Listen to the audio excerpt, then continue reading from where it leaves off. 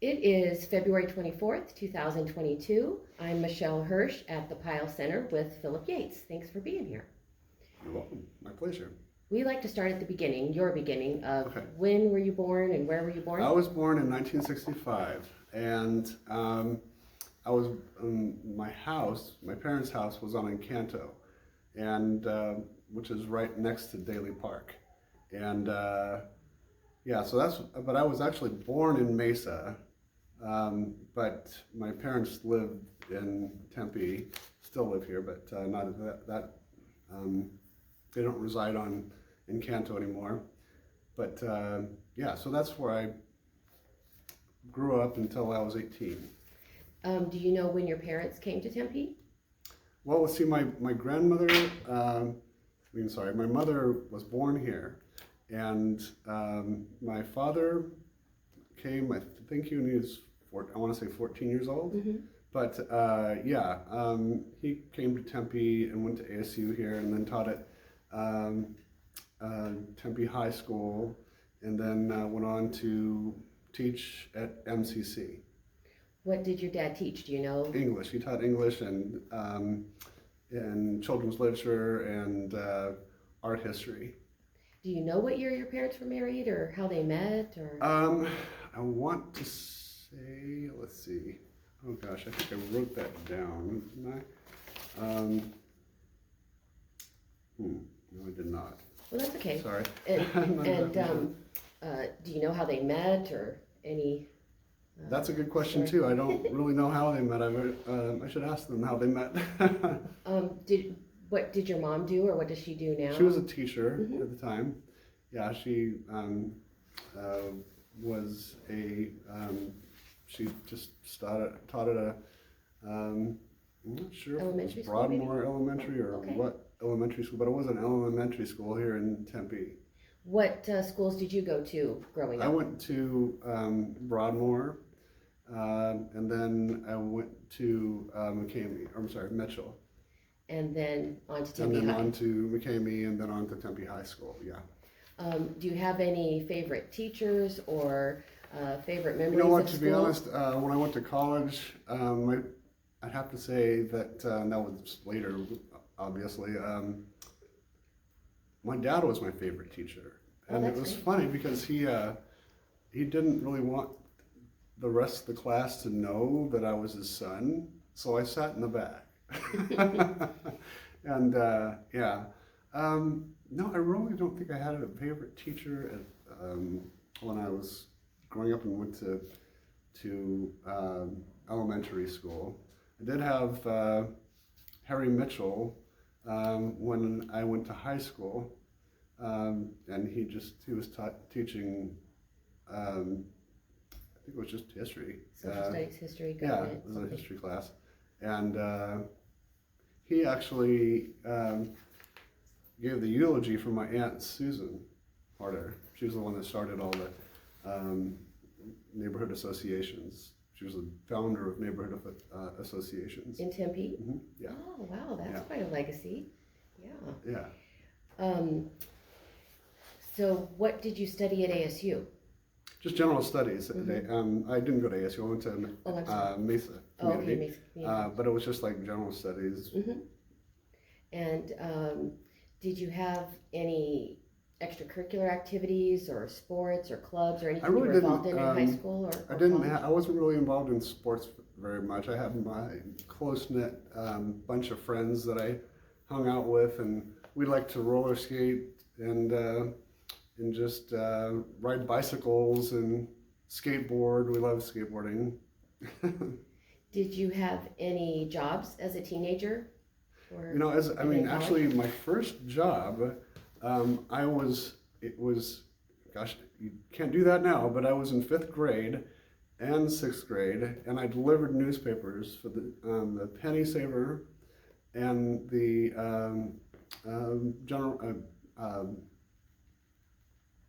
Arizona Republic, which was kind of funny because my parents didn't like that I was doing that because it was a Republican newspaper. And, my parents are not Republicans, and neither am I.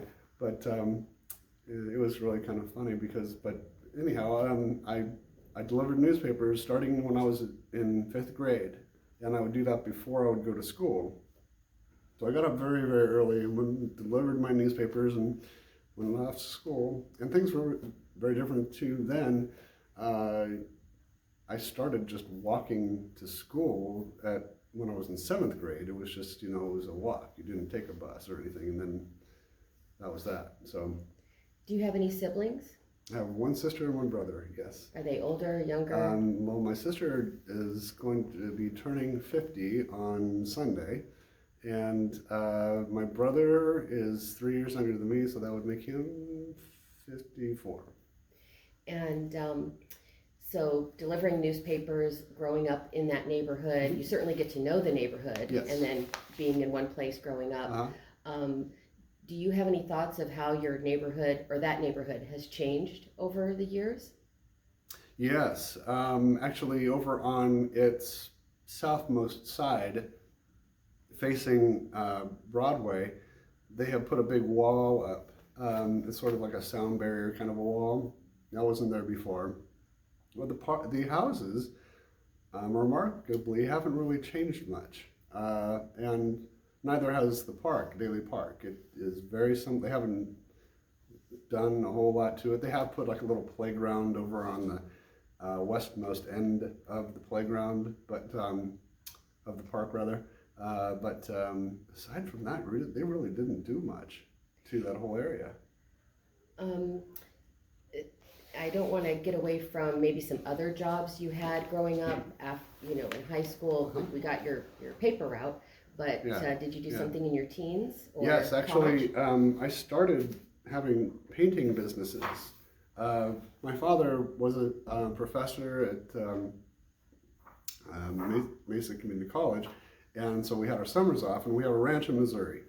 And I went there till I was 14 years old for summers, and then when I was 14 years old, it was 1982, and I went to Missouri with my parents and my sister, and we used to drive there. It's a 24-hour drive. It was a 3-day drive to get to Missouri, where the ranches was kind of incredible, because now I can walk out the front door, get in an Uber, and be at the door in 7 hours. That just blows my mind.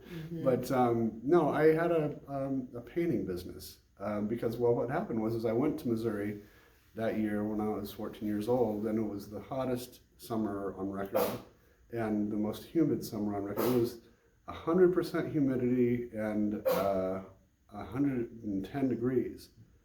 The governor declared a state of emergency because people were dying all over the place. And in the city, well, the outskirts of the city of Max Creek, Missouri is where our ranch is. And the first job that I had, what happened is that we didn't have air conditioner at the ranch, and you couldn't buy them, and people were dying all over the place. And in these backwoods areas, Max Creek, Missouri, if you look that up, it's like out in the middle of nowhere, and this doesn't stand alone. In Missouri, there are all kinds of little towns and outskirts of towns where there are families that have never had they've never had driver's licenses or state IDs and everything. They might have a social security card somewhere, but don't know where they are. They're very backwoods kinds of people. A lot of them don't even leave their ranch at all. But they were dying all over the place, and then the governor declared the state of emergency, and then they brought in the military, and they went to all of the grocery stores and anybody that had freezer trucks, and went to these little backwoods areas and collected bodies. And then the morgues filled up, and they wouldn't give back these freezer trucks because these things were full of bodies. And I have never been able to get an answer about what happened to all these people that there's no way they knew where all these people came from. And I've never been able to get an answer as to what happened to all those people that they just didn't know. like in Tempe, we have a cemetery for the unknown, where like if a homeless person is found without any identification, that's where they are buried, and that's over by T Mountain. But in Missouri, I have no idea what happened to all those people. But and in any case, I we went home. My mother and I decided to fly back, and we had to go to St. Louis, which is about almost 4 hours away from Mass Creek. And we flew out. It was the first time I'd ever been on a plane, I think. And we flew back to Tempe, and I started a painting business. And I went to, there were a lot of, I mean, I had a lot of friends that were skateboarders and stuff, and we would go, and a lot of my friends lived over by Lemon and Rural, and you know, that was like where all the apartments are still there, and I just went up to one of the apartment buildings and I said, "You guys need a painter?" I was 14 years old, had come home from Missouri, and they said, "Yeah," and I said, "Well, how many apartments can you paint?" Because they, in those days, I think probably still, they have tenants that'll come and go left and right. And so I would paint 1 or 1.5 apartments a day, starting at the age of 14. And I remember it was $100 an apartment. So it was like I would make $150 a day. Good. Then it was great. But yeah, it was a lot of money for a kid that was 14 years old. And it was all cash. So I mean, I didn't have a bank account yet.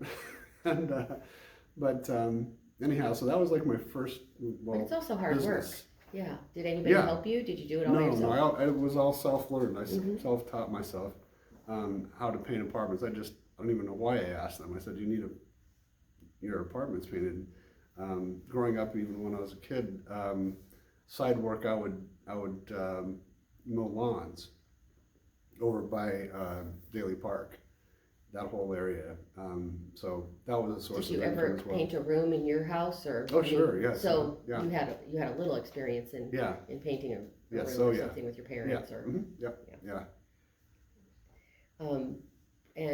So you had the painting business, and then did you have something else that you did before you graduated high school, as far as work? Before I graduated high school, let's see, that's a good question. No, really, it was like, that was, in high school, that's pretty much all I would do, is I had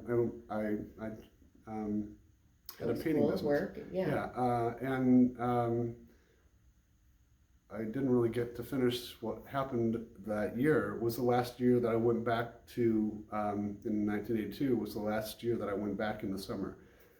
In 83, my parents were all getting ready to go, and I said, "I'm not going." And my dad was like, "No, you're 14 years old, you're getting in the car, we're going to," and I said, "No, I'm not going, I'm just not going to go." And that's like a full day of just going back and forth. "I don't know what you want me to do, but I won't get in this car." And they said, "Okay, well then you have to take care of the house." And so they went, and I took care of the house until after high school every summer. But yeah, so that's when my first really business took off, you know, when I was 14 years old. But yeah. Very industrious, yeah. When did your mom start the neighborhood association effort? My aunt started. Oh, aunt, I'm sorry. You know, yeah, it was my aunt that started that, and it's a good question because I'm not exactly sure what the date was. I'll have to ask my mother; she'd know. But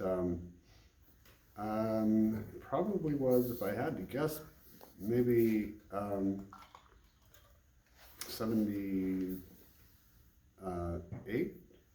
Maybe. Okay, so even before you were graduated from high school, yeah, when he was in 78. I mean, like, she and I moved the Centennial House from ASU to where it is now, which is on our property, and it's like adjacent, there's like a big lot, and it is actually 3 house lots, 3.5 actually, but there's my house, there's my dad's or my grandfather's studio in the back of our house, and then there's the Centennial House, which is north of my house, and then the big yard. What did your grandfather do in the studio? He was a painter. He was he was a very well-known painter. Tom Harder here in Tempe, and yeah. There's a Harder Park in Chandler. Would he be? I don't think that's related. Oh, but, yeah. Sometimes they name parks after people. Yeah, I don't think that's related to my grandfather. Okay. And so I know that you got involved in the neighborhood associations some. Mm-hmm. Do you want to talk about that? Sure. How you came about it? Yeah. Well, see, my aunt started the whole having neighborhood associations. I'm not sure which ones or how it branched off. Now there's Maple Ash. There's one over in Broadmoor. There's others too. But Linden Park. That's mine. Yeah. So there are others. I'm not sure how many, but I'm not even sure how she learned about neighborhood associations, how they might benefit areas, but she did. And when she passed away in '93 is when I moved in to the house there, and then at some point it was called at the time. It was Sunset Riverside, and the perimeters are between University and First Street, and then from Wilson over to Priest, and then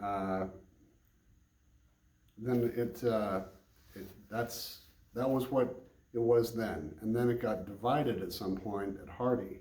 And Riverside starts at Wilson Street and then goes all the way to Hardy, and then Sunset starts on the west side of Hardy and goes to Priest.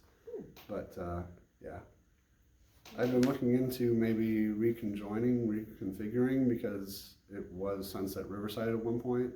Probably just stick with the name now, which is Riverside, because it's such a prominent name now in that area. But and that's still where you live now? Mm-hmm. Yeah, that's where I live. Yeah.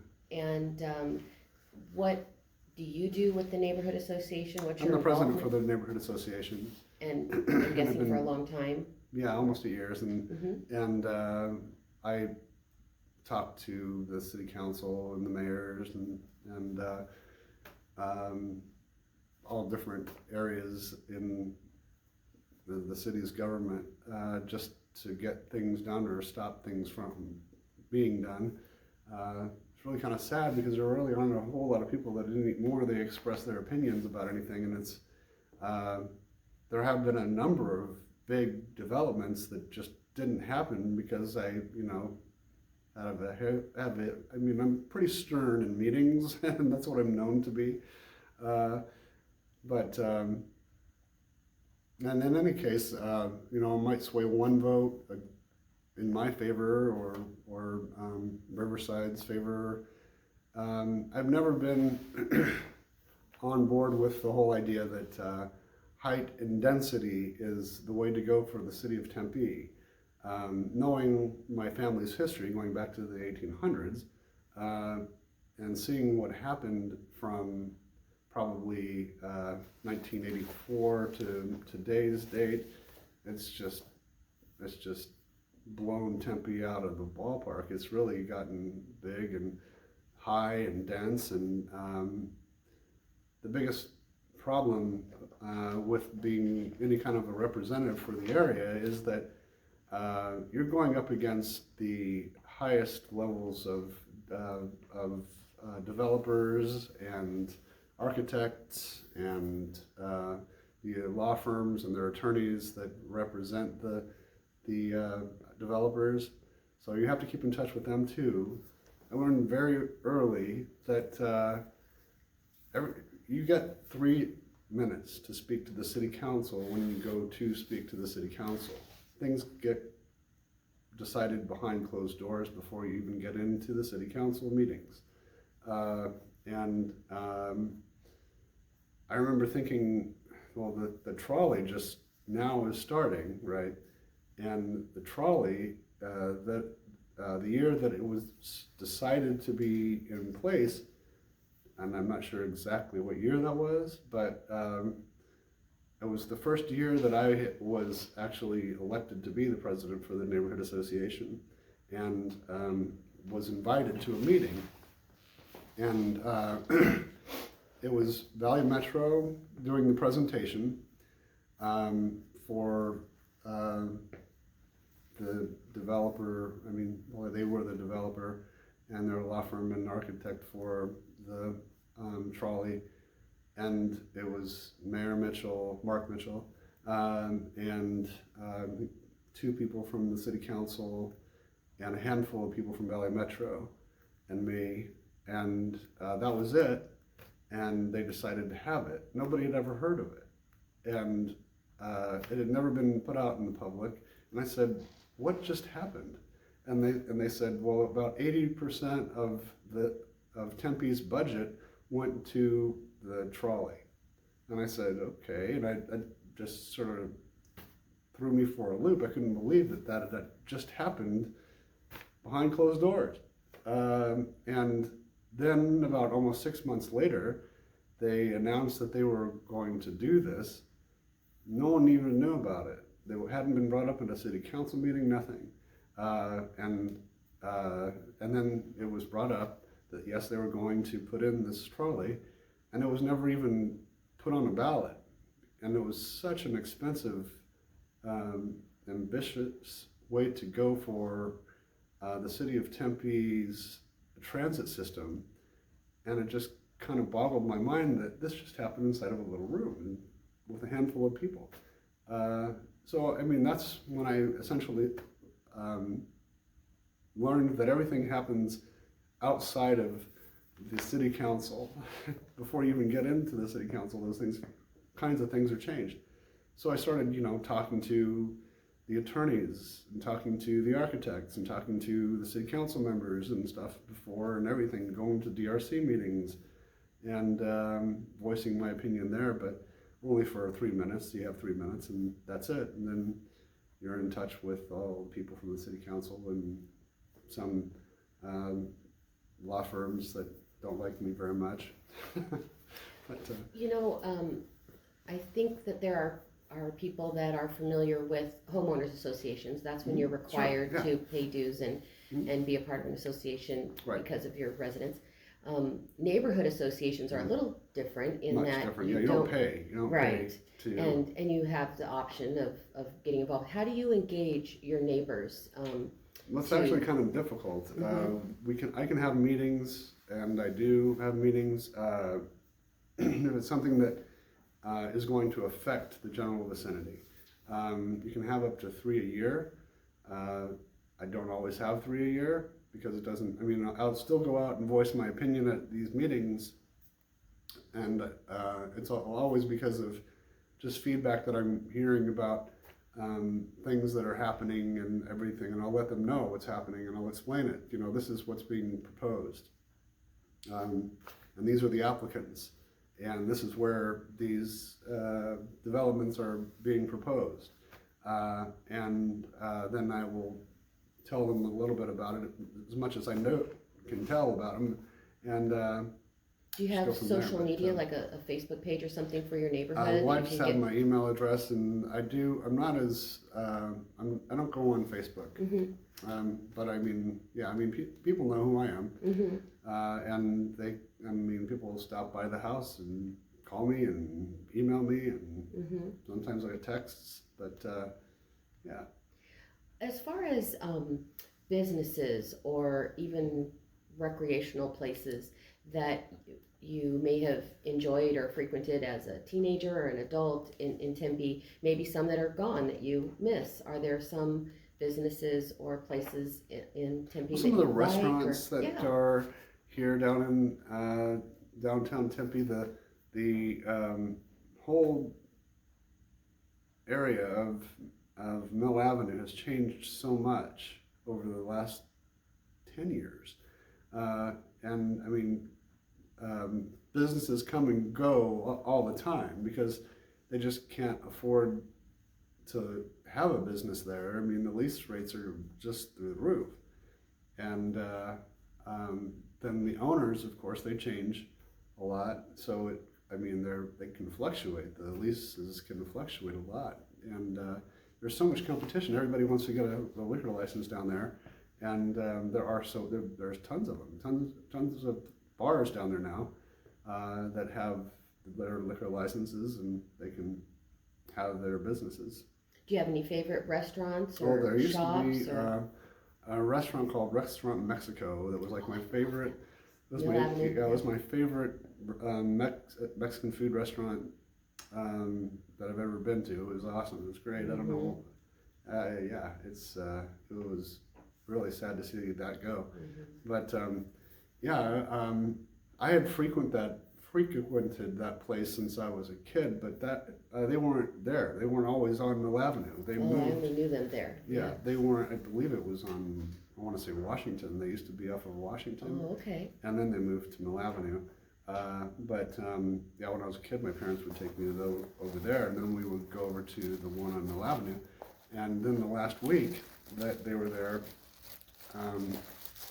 well, I had worked in being a restaurant worker for years, and I said, would it be okay with you if I worked in the kitchen on the last day or just one day prior to the closing? And they said, sure, yeah, come on in. I was like, I won't charge you anything. I'd like to go in and check out the experience of it all and everything. And it was kind of funny because the chef didn't speak English, and I don't know Spanish at all. And so he was just like showing me what to do. And so I followed his lead on what to do. But yeah, that was interesting. So you referred to having worked in restaurants before. Did you work for restaurants in Tempe or around the East Valley, or? Yeah, there was actually, I was a sous chef at the Boulders in Scottsdale for a while. And for a season, I was a chef for almost a year. Yeah, so I worked in that. I also worked at a couple of other Mexican food restaurants, and then I was a barista for a place called the Coffee Plantation. They had one on Mill Avenue for a long time, but then they they expanded, and they have one at the Biltmore, and that's where I went, and I sort of became like the head manager to teach all the new baristas how to make espresso drinks. And there weren't a whole lot of places where you could get espresso then, and it was kind of sad to see them go too, because the owners, they used to, do you know where Cartel is? Yes. Okay, well they owned Cartel, and they would buy green coffee beans, and they'd store the coffee beans there, and then they would roast them there. And so we'd get our coffee like freshly roasted. And the green bean, they would get them from all over the world. A lot of them were from Colombia, but not all of them. When you get the green bean, you have to open up they came in like a 6-gallon tubs, and you had to leave the tops off or they'd blow off. The gas in it would just like blow the top off, but you had to let them dry for a while before you could roast them. And they would grind them there, or they would just bring out they wouldn't even grind them there. They'd bring us the roasted bean, and then, I mean, that was like as fresh as it could get. I mean, they would roast it over there where Cartel is, and then they'd bring it out to the Biltmore, and we'd make espresso there. And it was funny because I went through so much toil and trouble trying to make people do a espresso drink right, I mean, you had to have it just right on. If it was too long, it was going to be not strong enough, but it was too strong, it was going to be too strong. So, yeah, you had to be like within like a fraction of 3 seconds to get it to be perfect. Oh. I recall going into Cartel and seeing stacks or piles of green beans, and I thought it was a prop or something. I didn't realize they were real beans. Oh, they probably are prop now. Oh. But they weren't back in the day. Yeah, that's where they would keep their green bean, and there's the roaster that's still there. Do you have other, like, what do you do now for work? I'm actually retired now. Oh, nice. I have an 11-year-old, and I've been at home with him for 10 years, and he's 11 now. But yeah. Is that your only child? Mm-hmm. Yeah. And what's his name? Thomas. Thomas. And so he lives with you in Tempe. Yes. Does he go to the school you went to? Yes, actually, he's going to Broadmoor. Yeah. Is there a role that faith or spirituality plays in your life? Well, I I sung in a choir over a Methodist church on University for a number of years. And that's what I was very, very young doing that. I'm not exactly sure what ages I started and stopped, but I was pretty young. There was like a children's choir and then an adult choir that they would have there, and I sang obviously in the children's choir, but yeah, that was probably for about 4 or 5 years that I did that as a kid, and my father was a minister, but I was never really brought up as like a person of faith. My family just said, you know, you can believe what you want to believe, and you know, we want you to sing, so we'll bring you to the choir. And my sister, she went to a Jewish kindergarten, and and I didn't. I just went to the one that was here in Tempe. I'm not even sure what the kindergarten was at the time, but I remember my sister said to me one day, she said, well, are we Christians or are we Jewish? And I said, I don't know, because I had not declared a faith or anything. But was your dad a minister of the Methodist no, church actually, that you sang? not my father, my grandfather. Oh, okay. Mm-hmm, yeah. And was that in the Methodist church that he was? No, actually they were a branch of Mormons, Mm-hmm. and they're mostly in Missouri now. Are there recreational or school activities that your son's involved in? Not so much, no. He's just going to school right now. I mean, everything is online anymore, and he loves to play with other kids and video games. Yeah, he loves playing video games. Minecraft especially. He just loves Minecraft. Popular. Mm-hmm. Aside from your work with the neighborhood association or going to city council meetings, have you been involved in other city events, or do you attend events, or even things like parades or festivals or anything like that you not like? so much really. I will be asked to go to things and go sometimes to different kinds of recreational things, or people that are getting awards for, you know, being an outstanding person in their community, or, you know, a person that has a historical background. Like my aunt was just recognized, I think about 3 months ago, I guess it was, for a whole bunch of people were recognized as historical figures in the city of Tempe. Yeah, through the Tempe History Museum, I think. Mm-hmm. Is it? Yeah. Yeah. And are you involved in the History Museum or the Historical I'm not, Society? but I think I'm going to start getting into that probably pretty soon, because a lot of the people that are in it are getting older and wanting to just get out of it, and I've been asked on several occasions to sign up for it, so I might. Have you traveled anywhere? Well, you've been to Missouri, of Right, course, yeah. but have your travels influenced maybe the way you look at Tempe or the way that you perceive your hometown? Actually, no, I haven't done a whole lot of traveling, and that is what I think probably gives me the roots that I have now and the dedication that I have to the city, is because I haven't done a whole lot of that. I haven't like moved all across the country in different places and everything, and my parents, they're still living. They're 87 now, and there's artwork everywhere in the house of my aunts and my grandmothers and my grandfathers. There's artwork, and they've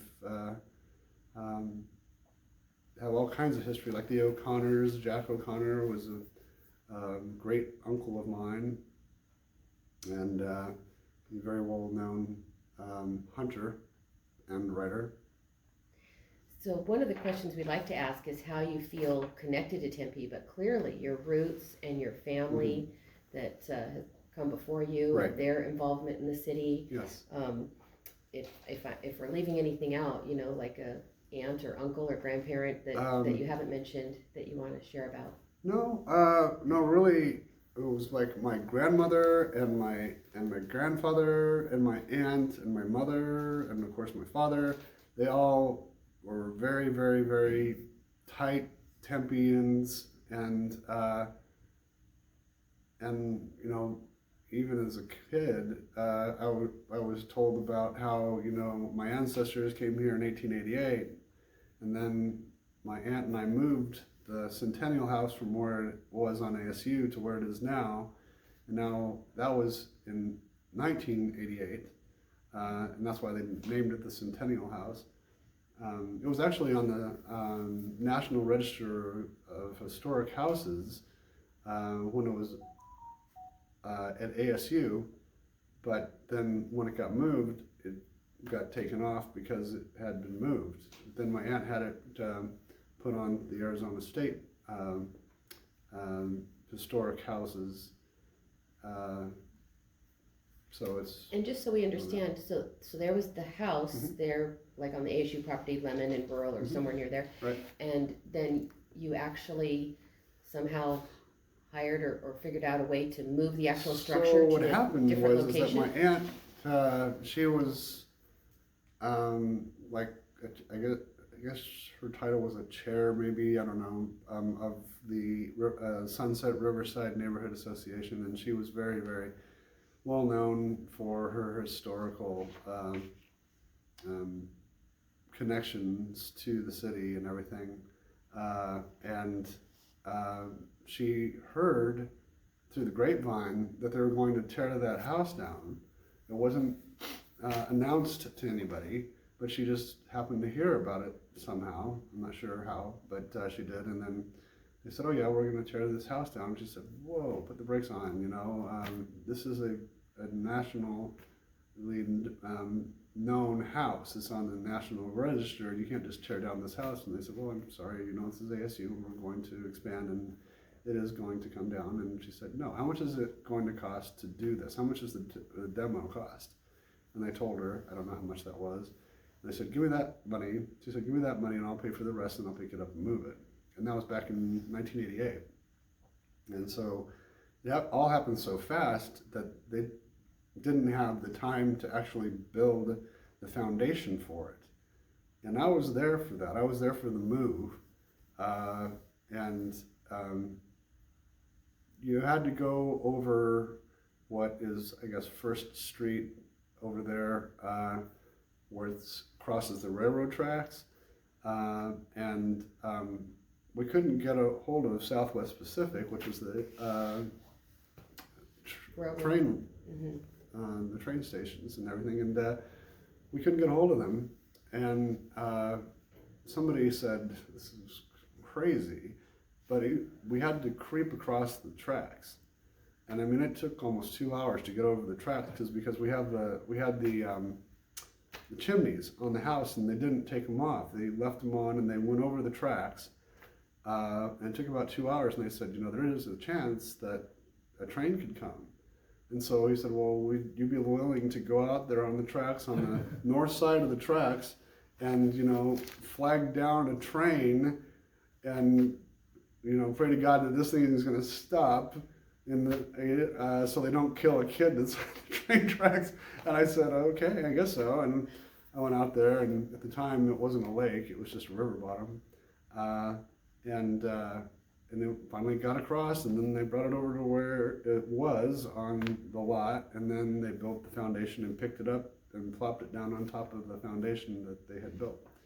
One of the questions we ask is, what do you have some contributions to Tempe that you're most proud of? I'm picking that one, but do you have another one? Because that's pretty amazing to see it on the railroad. Make sure of it.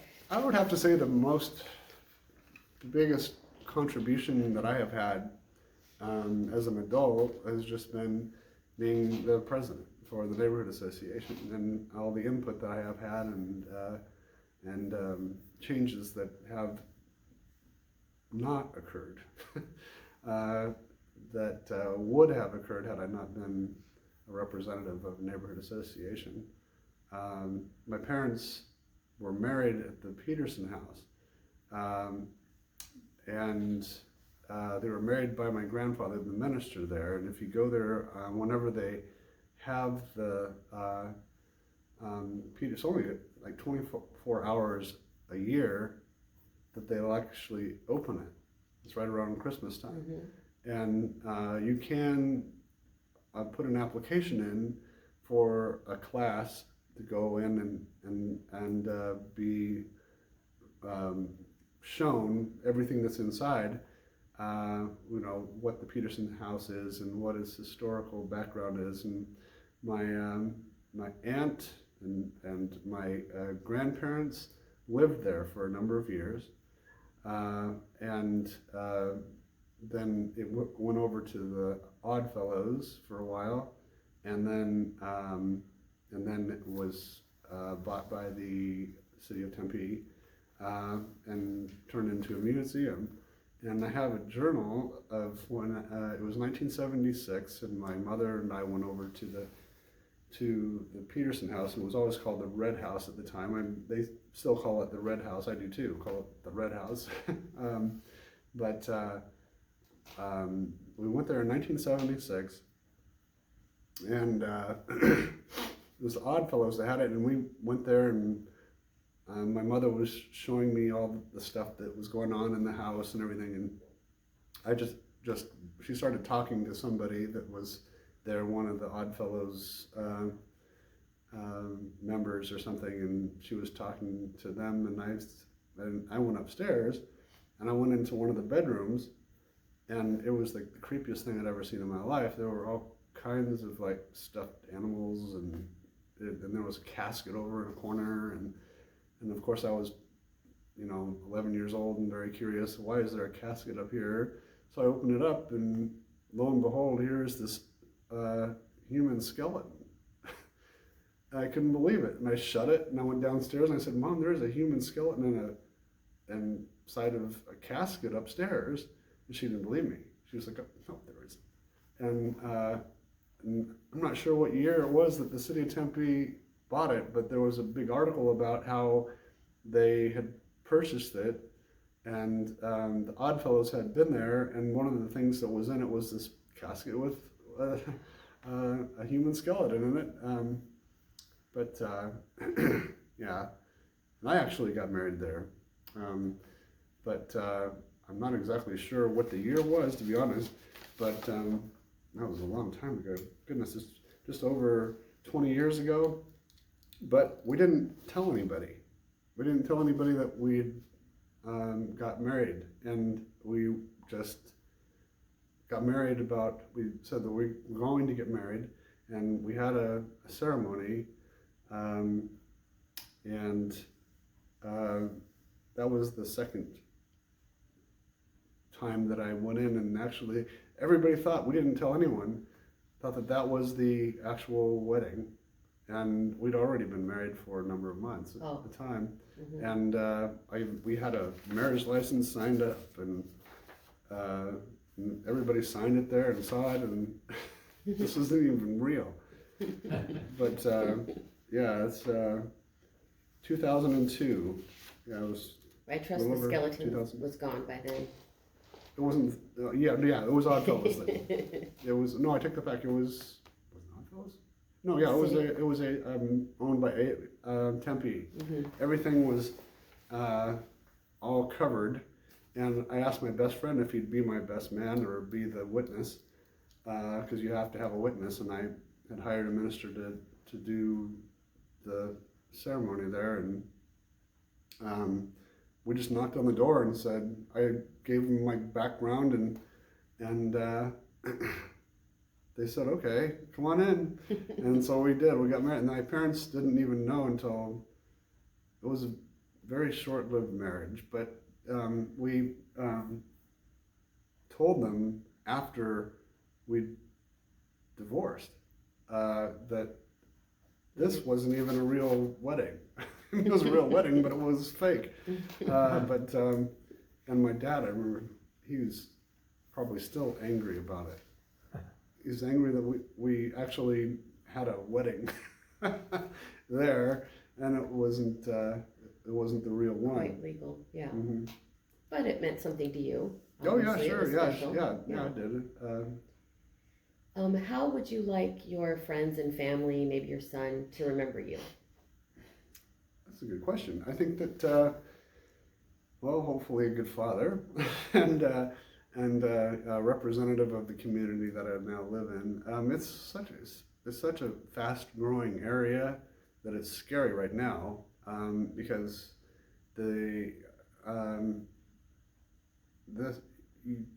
when you get something developed, you have to get you have to have the zoning changed, or you keep it the same.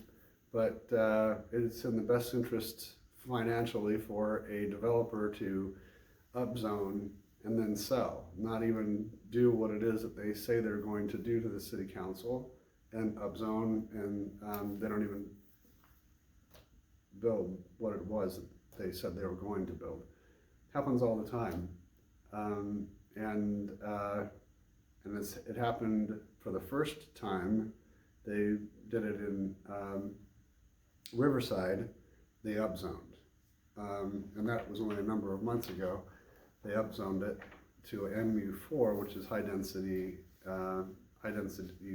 residential, and no one wanted that. I didn't want that. Nobody did. Does that mean apartments or? It does right now. Mm-hmm. It was approved to be upzoned. Before it had been approved for the height of being 7 stories, but it was a office complex.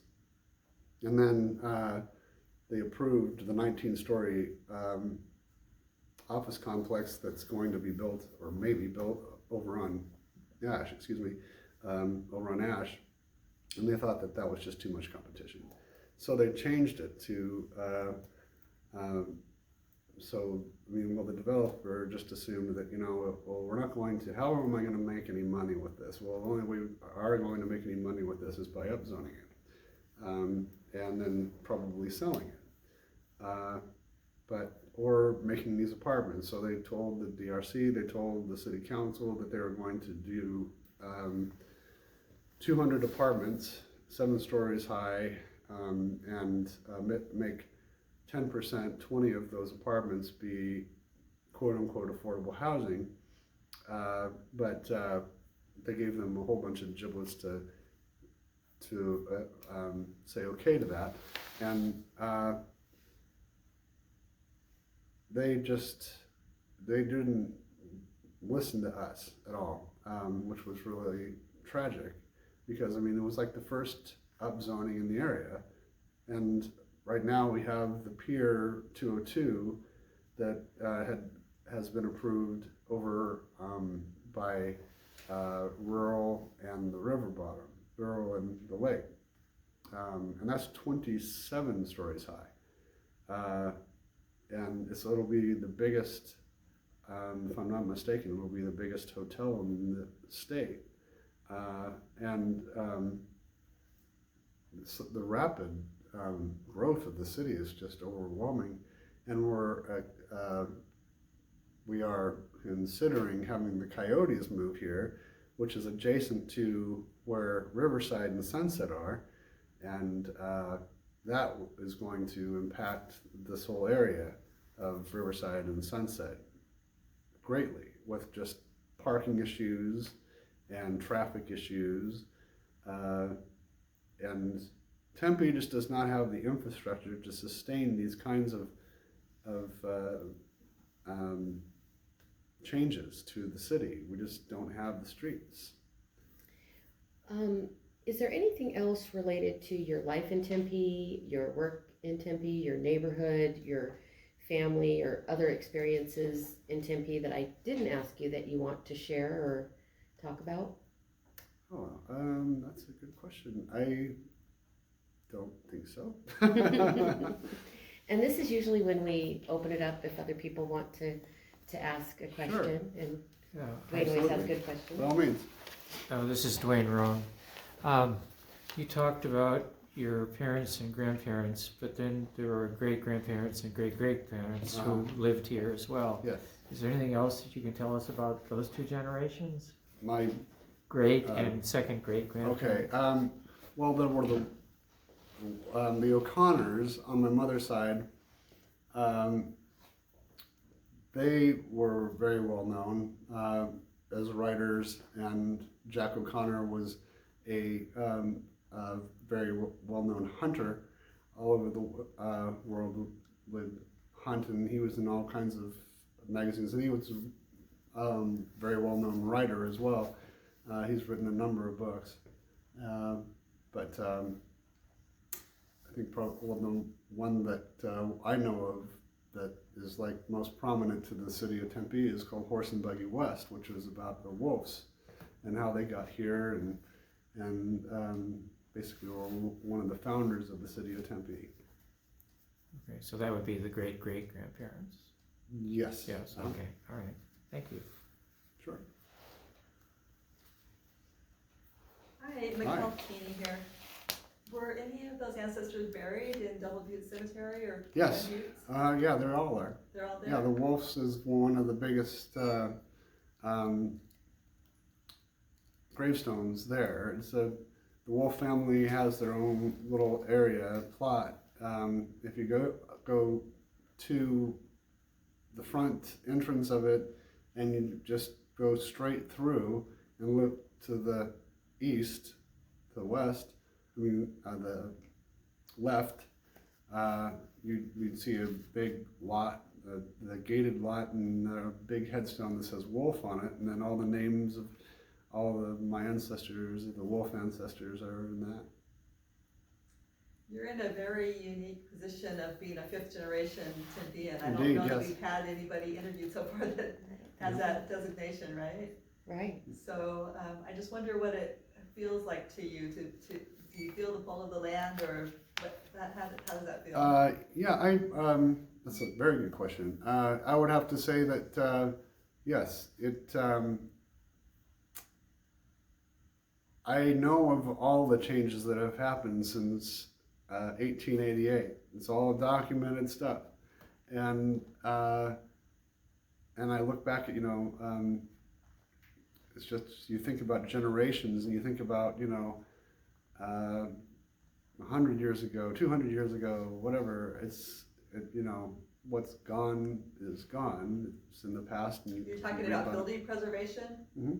Yeah, and a lot of it is gone right now, and going away at a rapid pace. But just, I'd have to say the way it has changed over the last 20 years by comparison to what had happened up to 20 years ago, when I moved in to where I am now. When my aunt passed away, and I moved in 1993 over there at 320 on Roosevelt. It hadn't changed that much, at least that fast, and then it just took off. And so, I mean, it is rapidly changed by comparison faster than any other generation. So that's your passion then, to try to slow the, you know, to. I'm trying. It's an uphill battle and all. always has been for me, Yeah. but, yeah, I try to get people to change their minds about how, like, there was what was called the Urban Core Master Plan, and that was a very ambitious plan of Mark Mitchell's to get everything. The drive was to, and the end result was going to be that we would have a lot of income because we were building higher and denser, more people. And they would spend more money and stuff, and we'd get more taxes. That was the plan. That was the game plan. Isn't going to happen. Mark my words, as the 5th generation Tempe, and 100 years from now, you can look back on this and say, I was right. This changed. And it has just rapidly changed. And it's sad. It really is sad, because the Urban Core Master Plan was the baby of all of it, and it finally ended. They ended it when Corey Woods got elected. I helped him a little bit get elected along the way. But Mill Avenue was going to be approved being 7 stories high, which would have made it, I mean, for decades, changing hands of, you know, people wanting to buy the land and then say they're going to do something and then not do it because of the zoning, and then finally, you know, somebody would say, okay, well, we're going to change this whole area, and then that takes years to do. So it would take, you know, probably half a generation before of just it being torn down and rebuilt up to 7 stories high, maybe even higher in the process. Did your siblings stay in Tempe also? My brother, yes. My brother is in a care facility for the state. This is paid for by the state because he was very challenged growing up. I was in 5th grade when he got placed into state care, and he's still there. I mean, before I pass away, I would like to see the change be that it's called the ARC. It's called the Arizona Retarded Center, or what is it? Not community. I forget. I'm not what the C means. I'm not sure, but I'd like to take retarded out of it, because I just don't like the idea that I mean, you say retarded anywhere else and people just shun at the idea of even saying the word. But yeah, I think that people really need to take a good look at what that actually means for us as a place and time, I guess. Do you have any friends from school that still live in the area? Yes, I do. I have a couple that do live here that I still am in contact with. Right. You'll have to point us in the direction to find some more people with a long history like you have, if you know any other people? people that we should interview. I don't know of any that would want to. I will ask them. I will ask them. I'll ask them. I will ask very a delighted couple we of them. found you. Yeah, I'll ask them if they'd like to be. Just curious, you know, you've got these efforts to kind of blaze trails is probably not the right way, but to form Tempe and keep it, you know, to guide it, so to speak. Do you ever think of you've got all these generations of people, do you relate to any one of those? Did they do some similar things, or do you ever kind of go, oh man, I'm kind of like that person, or are you kind of the family trailblazer that's It's a good question. I've never really, I was well into woodworking. I mean, my greatest history, I probably have to say, would have to be writers. They've been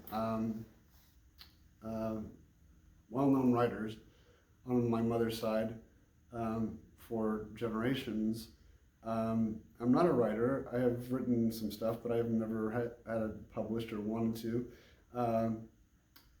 But I've worked with wood for, when I was in high school, they had classes, wood shop is what it was called, and in junior high it was wood shop. So for 6 years I took woodcraft and used lathes and just all kinds of woodworking equipment, and that was sort of an artistic way of going about being an artist, I guess.